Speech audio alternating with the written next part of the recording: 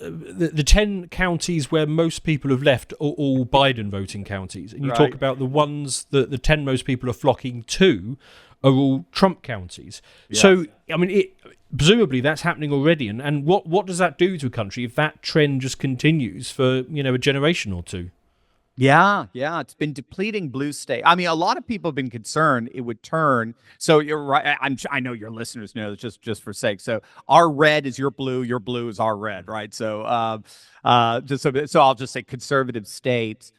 Our we have been getting we have seen a phenomenon known as left-UGs develop in our country, where people are leaving California, they're leaving New York, they're leaving Illinois, and they're moving to Texas, to Florida, to Tennessee, to North Carolina, to Oklahoma.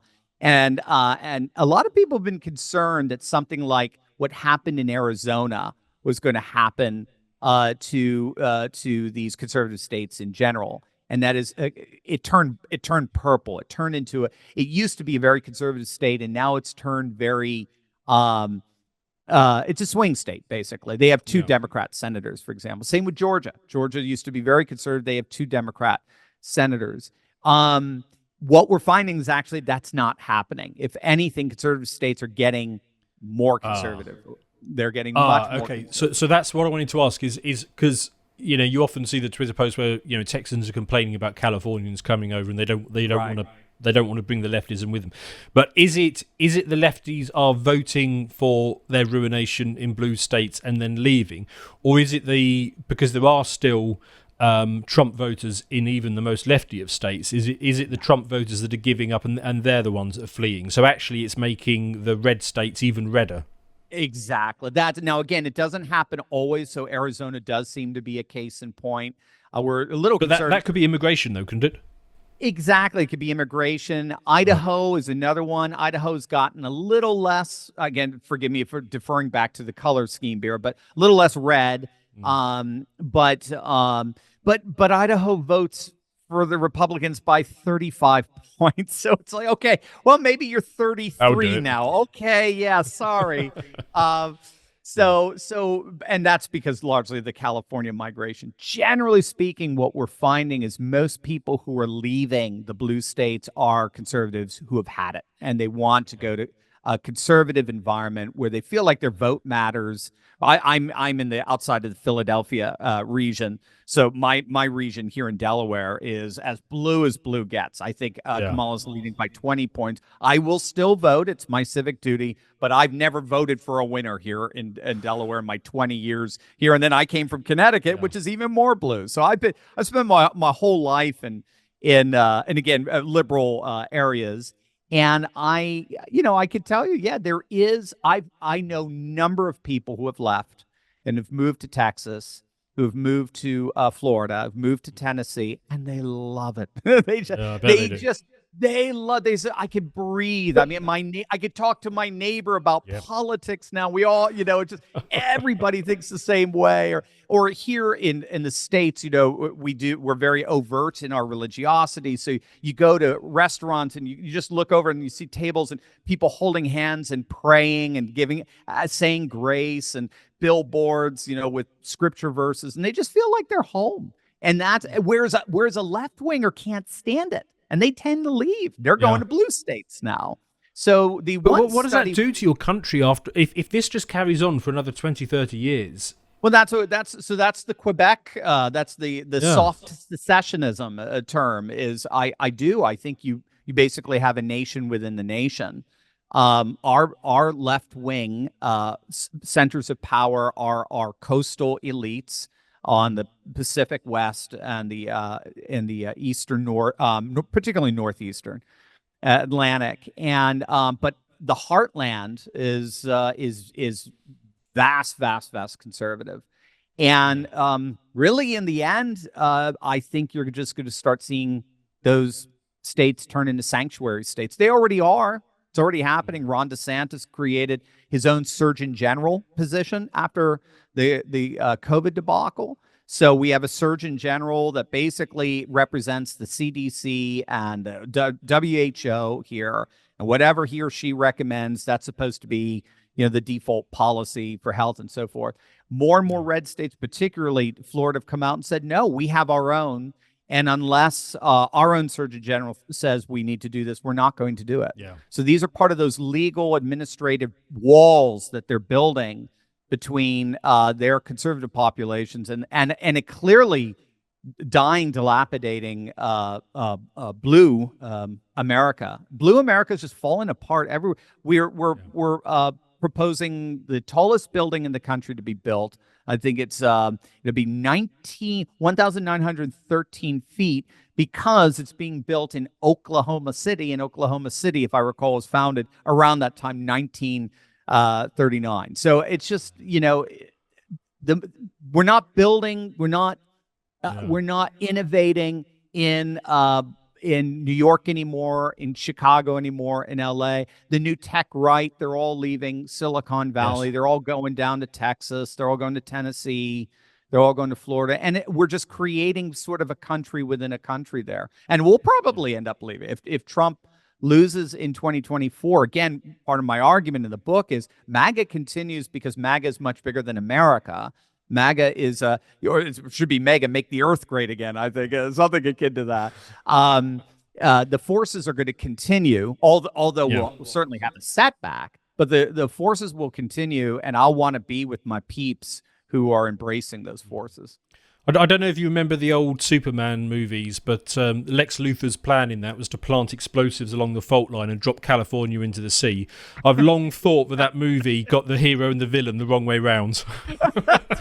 That's right.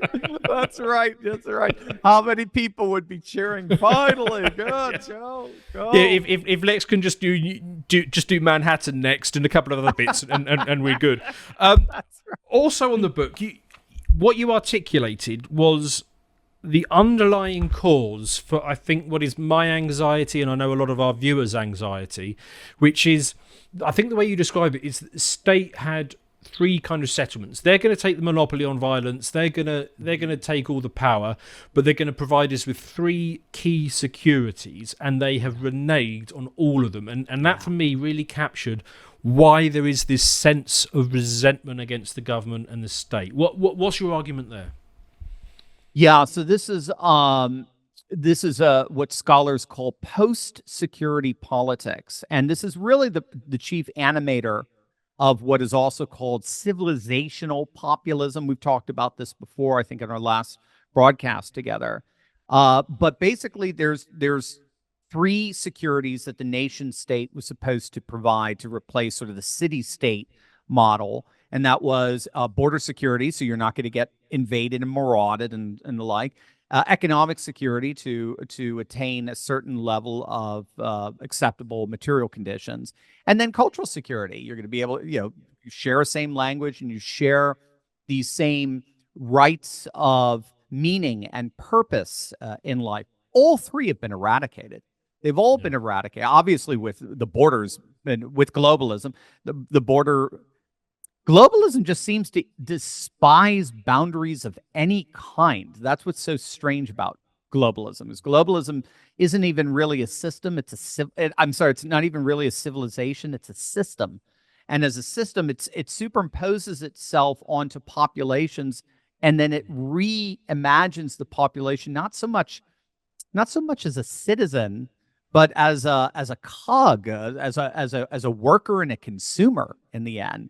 And so then it moves our industrial and manufacturing jobs. It hollows it out of first world nations, sends them to third world, the global south. All the while, it's at the same time allocating capital and finance in all of our big city centers, New York, London, Paris, leaving rural populations highly disenfranchised and unemployed. And then when they complain about it, they're told to shut up because they bring in the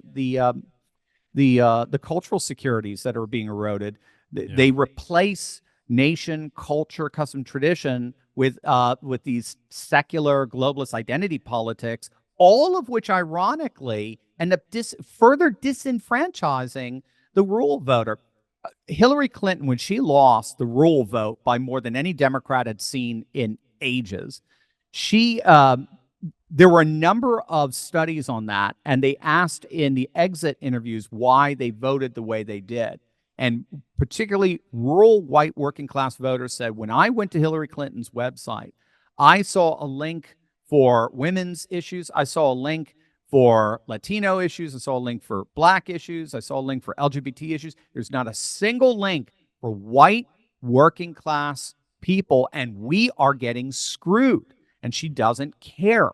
Trump at least cares. Every single one of his rallies were in counties that never had, I wouldn't say every single one, but a number of his rallies were in counties that never had a presidential candidate ever visit them.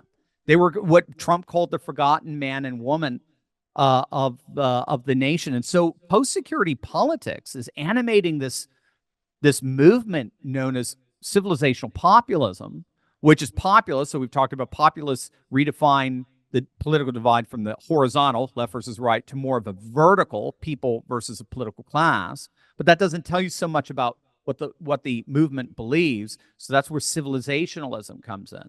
They interpret that vertical divide as basically a battle between a very corrupt political elite that is selling out their national sovereignty, their economic sovereignty, and their cultural sovereignty for their own political and economic gain. And it's the people that have to rise up and defend those three sovereignties. And I think that's why I'm trying to make the argument all throughout the book. This is why, and a lot of Americans don't realize this. That's why MAGA is not specific to Trump or America. Yes, I know it's Make America Great Again, but you can insert any other nation into that. When we say make Poland great again, or Hungary great again, or Britain great. Actually, Boris used that term to describe Brexit, making Britain great again, or even continentally with Viktor Orban saying, let's make Europe great again. What we're talking, and you're seeing it with China, you're seeing it in Russia, you're seeing it in India, seeing it in Turkey. What they are saying is we want to go back before this globalist monstrosity took things over, disenfranchised so much of our population in the name of just this managerial class achieving unfathomable power and wealth. We want to go back to that period of time, reset our nation, culture, customs, and traditions, and pick up from where we left off. To watch the full video, please become a premium member at lotuseaters.com.